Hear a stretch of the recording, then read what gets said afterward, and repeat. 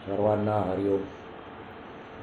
सुखासारिखे पूर्ण वैराग्य जाचे, वसिष्ठा परी ज्ञान योगेश्वराचे. कवी वाल्मिका सारिखा मान्य ऐसा, नमस्कार माझा सद्गुरु रामदासा. श्रीमद दासबोध दशक 11वा. त्यामध्ये आपण आज समास तिसरा शिकणार आहोत. या तिसऱ्या समासाचे नाव आहे शिकवण निरूपण. शिकवण निरूपण नाव सोपं आहे. या समासातून आपल्याला समर्थांनी एक अतिशय उत्कृष्ट अशी शिकवण दिलेली आहे. मनुष्य जन्माला आल्यानंतर आपले रोजची जीवनक्रम जो आहे, रोजची जीवन जगण्याची रूपरेषा कशी असावी ते या समासातून अतिशय सोप्या भाषेमध्ये समर्थांनी आपल्याला सांगितलेलं आहे. आणि महत्त्वाचं म्हणजे ते सर्वांना करता येणार काय. समर्थ सांगतात, मानवी जीवनामध्ये दोन महत्त्वाची अंगे आहेत. पहिलं अंग म्हणजे प्रपंच आणि दुसरं अंग म्हणजे अर्थातच परमार्थ.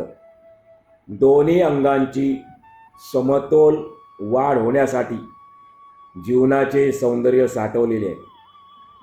प्रपंच आणि परमार्थ दोन्हींची समतोल वाढ झाली पाहिजे.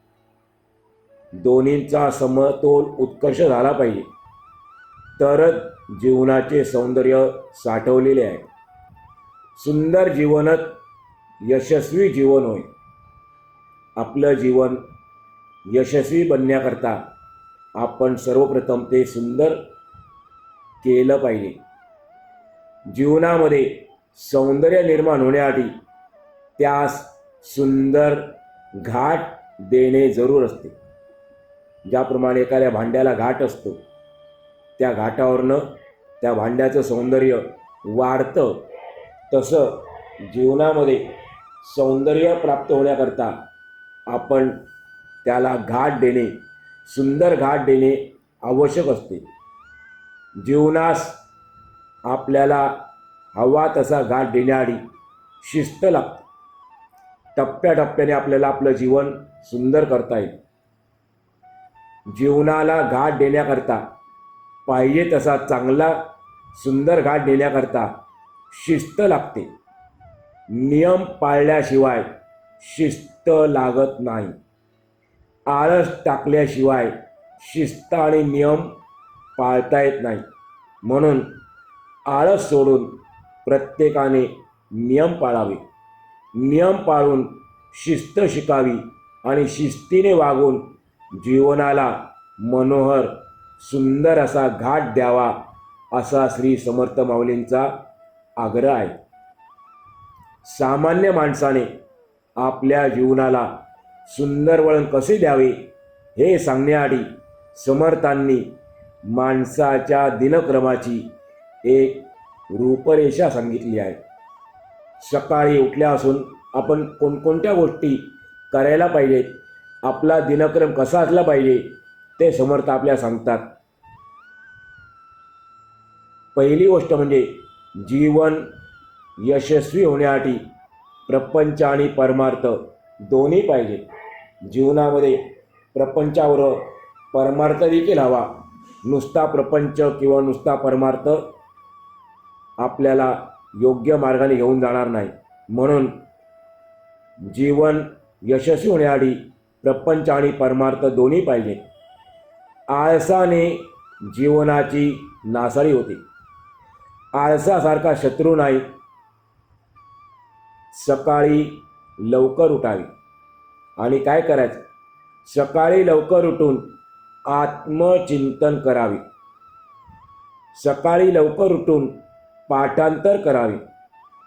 नंतर दिवसभर गोड वाणीने, सर्वांशी मधुर वाणीने गोड बोलून लोकांना खुश ठेवावे, लोकांना आनंदी ठेवावे. आपल्या व्यवसायामध्ये, आपल्या धंद्यामध्ये खबरदार असावे. काळजीपूर्वक आपण आपला व्यवसाय करावा. आपले आपण स्वतः कमावून खावे. समाजाचे फुकट खाऊ नये. ग्रंथ वाचन करून त्यावर मनन करावे. आपल्या व्यवसायाचे, आपल्या कामधंद्याचे आपल्याला उत्तम ज्ञान असावे. अडचणीत सापडलेल्या माणसांना मदत करावी. दुसऱ्यासाठी आपले शरीर थोडे तरी झिजवावे. स्वतः कष्ट घ्यावे. पोटापुरता पैसा अवश्य असावा. परमार्थामध्ये आपला आपण शोध घ्यावा. सर्वात महत्त्वाची गोष्ट सांगितली. परमार्थ करताना प्रत्येकाने आपला आपण शोध घ्यावा. ही 15 आपल्याला मार्गदर्शक तत्त्व सांगितलेली आहेत समर्थांनी, आणि याला म्हणतात ही 15 मण्यांची माळा. जो गळ्यात घालून जीवन जगेल त्याचे जीवन धन्य होईल, असा समर्थांचा अभिप्राय आहे. मनुष्य देहाचे महत्त्व ओळखून म्हातारपण येण्याच्या आधीच जीवनाचे सार्थक करून घ्यावे. म्हणजे आपले जीवन यशस्वी बनवावे, धन्य करून घ्यावे. त्यासाठी फार विवेकाने जीवन सार्थक करून घेण्याआधी आपण विवेकाने प्रपंच आणि परमार्थ दोन्ही गोष्टी साधाव्यात. खालच्या योनीमधील अनेक जन्म होऊन गेल्यावर, मनुष्य जन्माच्या खाली देखील योनी आहेत, त्या योनीमध्ये अनेक जन्म होऊन गेल्यावर अखेर माणसाचा देह आपल्याला मिळतो. या देहामध्ये आल्यावर नीतीने, न्यायाने आणि निर्मळपणाने वर्तन करावे. प्रपंच अगदी व्यवस्थित करावा आणि त्याचबरोबर परमार्थाचाही अभ्यास करावा.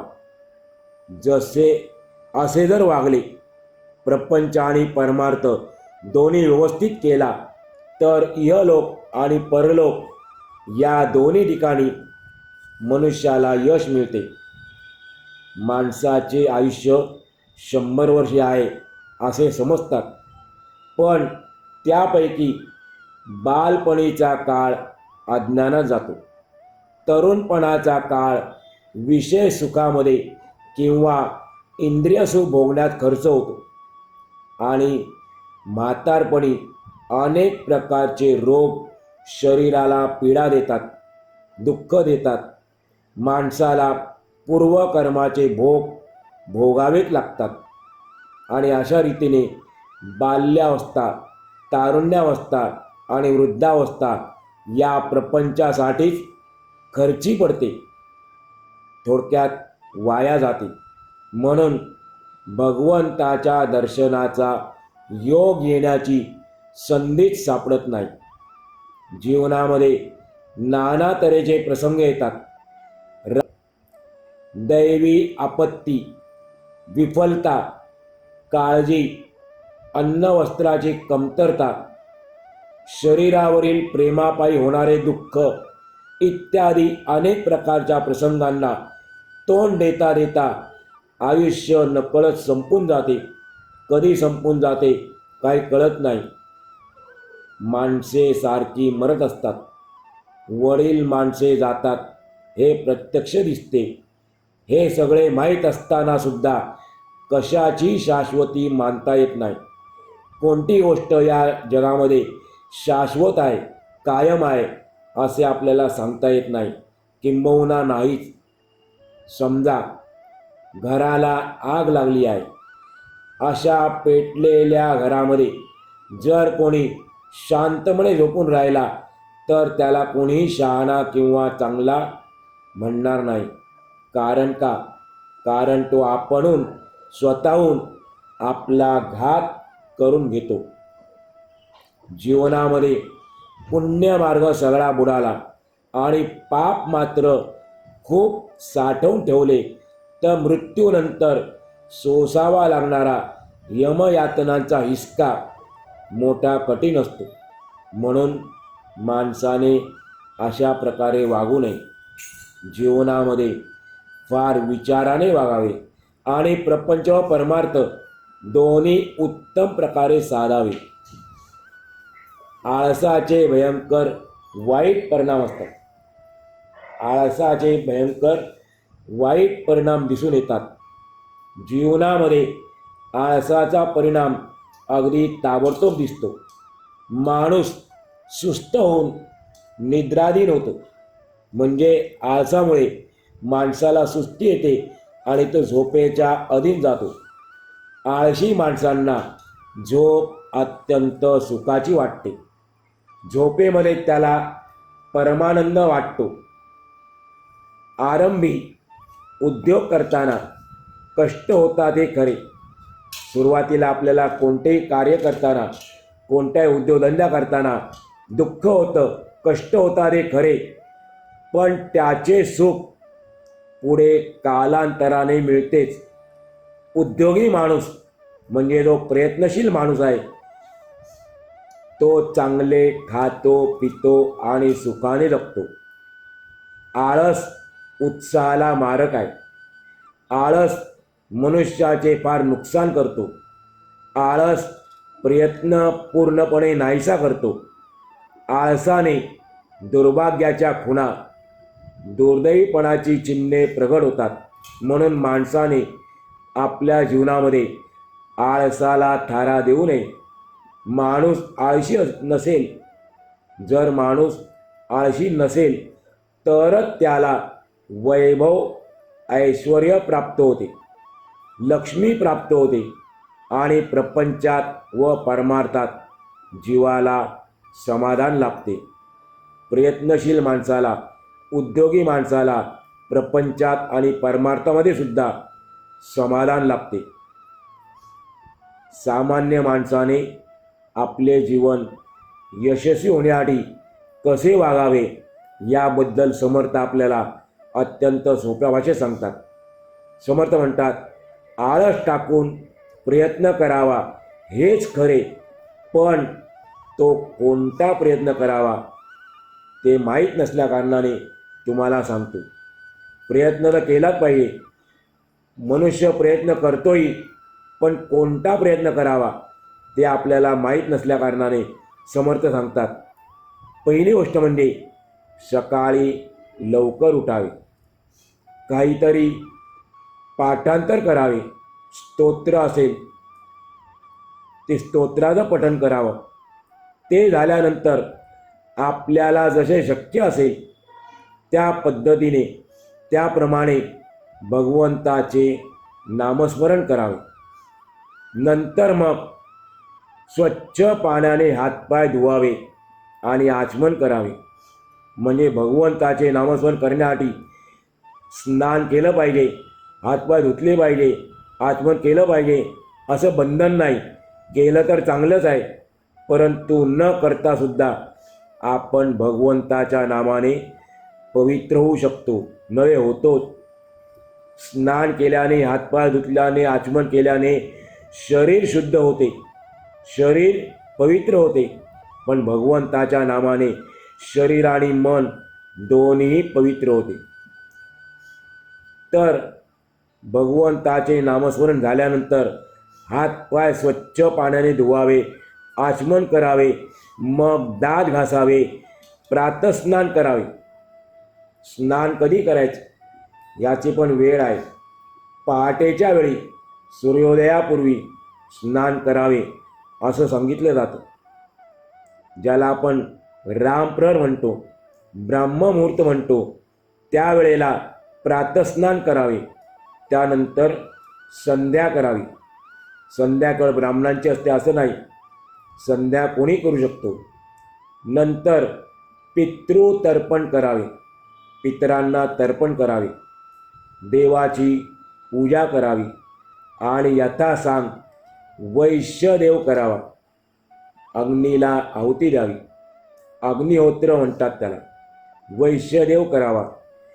हे सगळे आटोपल्यानंतर थोडे खाऊन घ्यावे.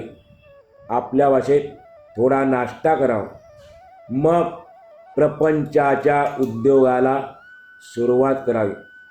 हे सर्व झाल्यानंतर मग आपण प्रपंचातली कामं करावी. गोड शब्दांनी सगळ्या संबंधी माणसांना खुश ठेवावे.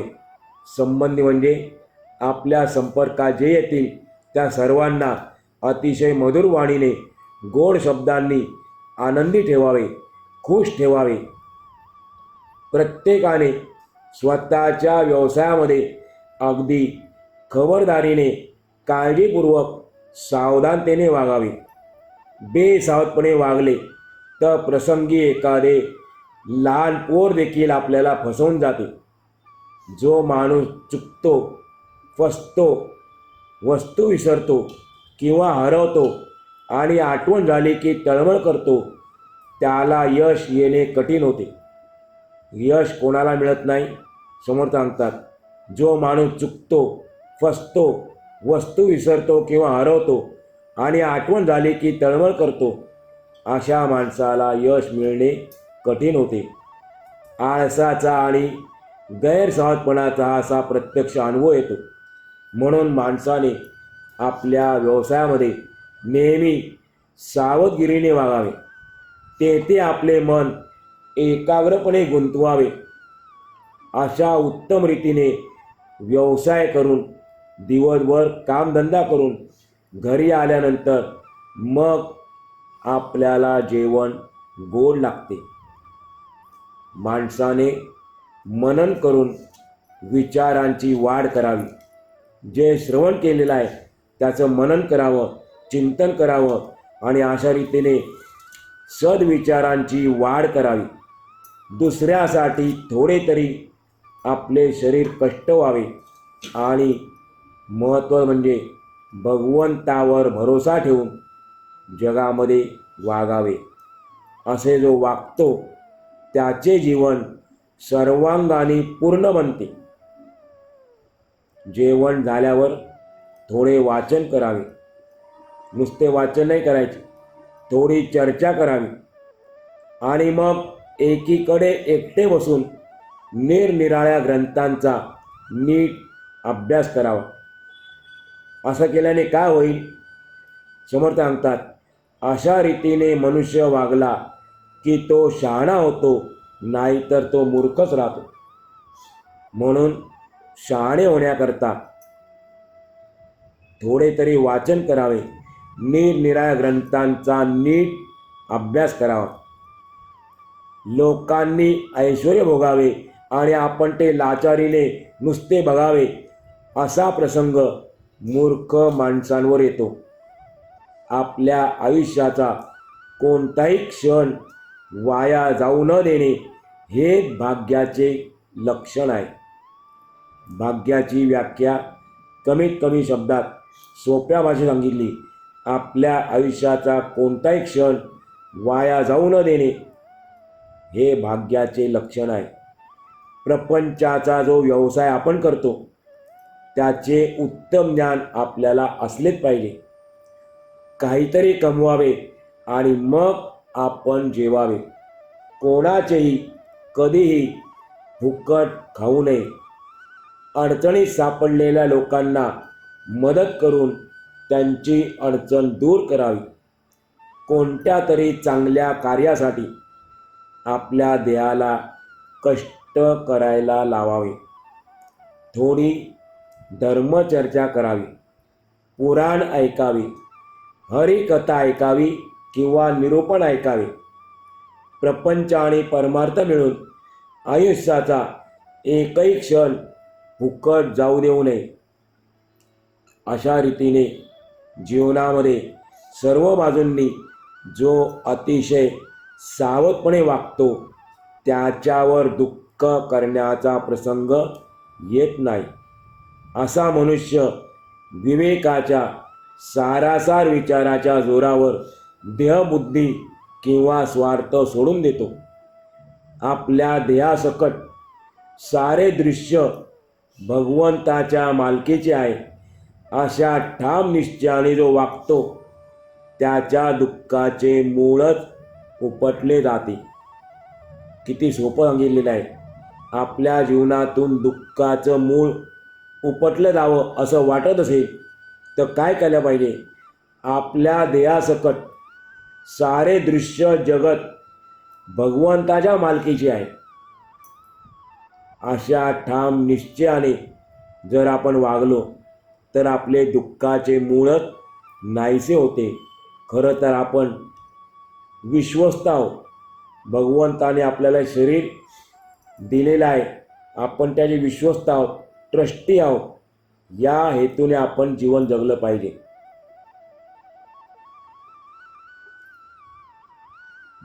ज्या वेळेला या देहावरचे ममत्व नाहीसे होते त्यावेळेला मनुष्याची वासना क्षीण होते. वासना क्षीण झाल्याने फळाची आशा उरत नाही. मनुष्य फळाची आशा धरत नाही. फळाशा सुटल्याने मनुष्याचा आनंद लोपत नाही. आपण दुःखी आहोत याचं कारण काय? आपल्याला प्रत्येक कर्म केल्यानंतर फळाची आशा आहे आणि ते मिळालं नाही, मग आपल्या पदरी दुःख पडतं. म्हणून समर्थ सांगतात, फलाशा सुटल्याने आपला आनंद लोप पावत नाही. मग तेथे दुःखाची वार्ताच कशी राहील? प्रपंच व्यवस्थित रीतीने चालण्याआधी पैशाची आवश्यकता असतेच, परंतु परमार्थ उत्तम प्रकारे घडण्यासाठी विश्वातील तत्वांचे ज्ञान अवश्य असते. पुढे आपल्याला समर्थ शास्त्रोक्ती सांगतात, जी आपण वेळोवेळी ऐकलेली आहे. तत्त्वम असि, अहम ब्रह्म अस्मी, म्हणजे ते ब्रह्म तू आहेस, किंबहुना मी ब्रह्म आहे, इत्यादी महावाक्यांचे मनन आणि सतत निधिध्यासन केले असता आत्मज्ञान होऊन माणूस प्रकृतीच्या बंधनातून मुक्त होतो. कर्म, भक्ती आणि ज्ञान यांचा समन्वय साधल्याने माणसाला आत्मसाक्षात्कार घडतो, आत्मानुभूती येते आणि त्याला संपूर्ण समाधान लाभते. एवढंच नाही तर ते संपूर्ण समाधान कायमस्वरूपी टिकते आणि हेच परमार्थाचे साधन असल्याकारणाने मनुष्याने नेहमी सतत सद्ग्रंथांचे श्रवण करीत जावे. अशा प्रकारे श्री दासबोधाच्या गुरु शिष्य संवादातील शिकवण निरूपण नावाचा 10व्या दशकातील 3रा समास पूर्ण झाला. आज आपण या ठिकाणी आजचा पूर्ण करूया.